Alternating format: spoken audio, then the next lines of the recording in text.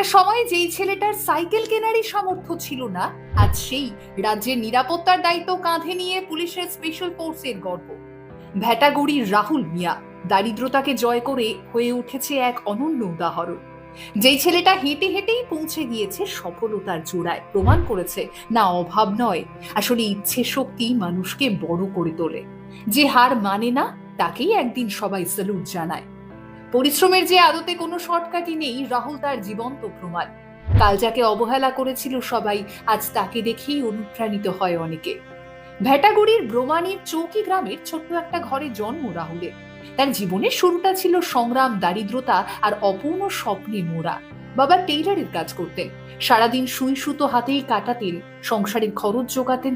ছোট রাহুল বাবার পরিশ্রম দেখতো আর মনে মনে ভাবতো, একদিন তাকেও কিছু একটা করতে হবে, বাবার মুখে হাসি ফোটাতে হবে। না সাইকেল কেনার টাকাটুকুও ছিল না, তাই বাধ্য হয়েই 3 কিলোমিটার পায়ে হেঁটেই প্রতিদিন স্কুলে যেত। পায়ে ধুলো, ঘামে ভিজে যেত জামা, কিন্তু চোখে ছিল লক্ষ্য, আমি থামবো না। 2013 সালে মাধ্যমিক, 2015 সালে উচ্চ মাধ্যমিক, সবটা উত্তীর্ণ হওয়ার পর রাহুল এবারে ভর্তি হলো কোচবিহারের গভর্নমেন্ট আইটিআইতে। তবে ওখানেই থেমে থাকেনি তার যাত্রা। সরকারি চাকরির স্বপ্নকে বাস্তব করতে সে শুরু করলো প্রস্তুতি। ঠিক তখনই জীবনে এলেন এক অনুপ্রেরণা, ডিএসপি চন্দন দাস। কোচবিহার পুলিশের উদ্যোগে চাকরির ফ্রি কোচিং চালু হলো। চন্দন স্যার শুধু পড়াতেনই না, ভরসাও জোগাতেন। করোনা মহামারীর কঠিন দিনে যখন সবটা বন্ধ, তখন তিনি নিজেই অফিসে বসে ছাত্রদের পড়াতেন। আর রাহুল প্রতিদিন 20 কিলোমিটার সাইকেল চালিয়ে ভেটাগুড়ি থেকে কোচবিহারে আসতো ক্লাস করতে। মানুষ হাসতো, অনেকে তিরস্কারও করতো, বলতো ওর কিছু হবে না।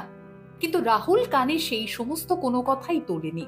তার কানে তখনও বাজতো চন্দন স্যারের কথা, তোমরা হার মানবে না, আমি তোমাদের পাশে আছি।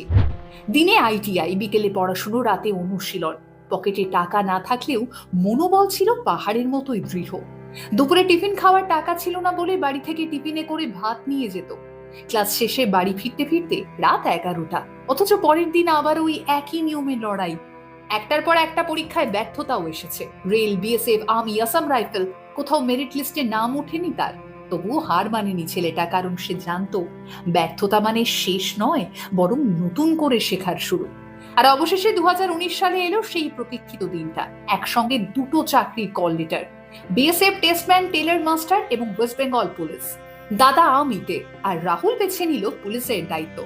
আজ রাহুল মিয়া ওয়েস্ট বেঙ্গল পুলিশের স্পেশাল ফোর্স র্যাপিড অ্যাকশন ফোর্সের একজন গর্বিত সদস্য।